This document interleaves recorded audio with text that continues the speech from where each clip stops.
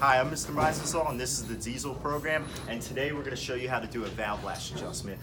We have Jake here with me. We just reassembled this engine, and we're going to do the valve lash adjustment just on cylinder number 1 here. So we already put the engine in time here. We're at number 1, top dead center compression, and he's going to take it from here and show you the valve lash adjustment. So for your valve lash adjustment, you're going to want to have predetermined specs based on the engine and the valve that you're adjusting. So as Mr. Mai said, cylinder number 1 is at top dead center compression, and for the intake valve, the spec is 10 thousandths. So in order to adjust it, you would slide your feeler gauge underneath the valve bridge, and you would tighten down the hex center bolt until it's just holding in there with 2 fingers usually. You're going to want to put the wrench on and hold the hex in place.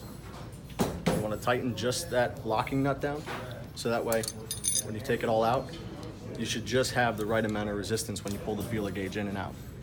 And then you would do the same thing, but except on the exhaust valves, the spec is 20 thousandths.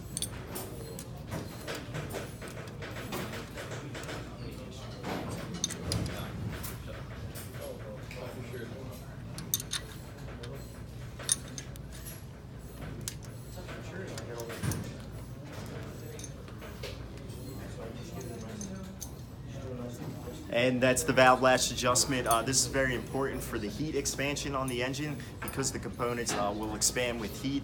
We need to have that proper lash. If the lash was too tight, the valves would open sooner than they should. If it was too open, they would not open fast enough, and that could give us problems down the road.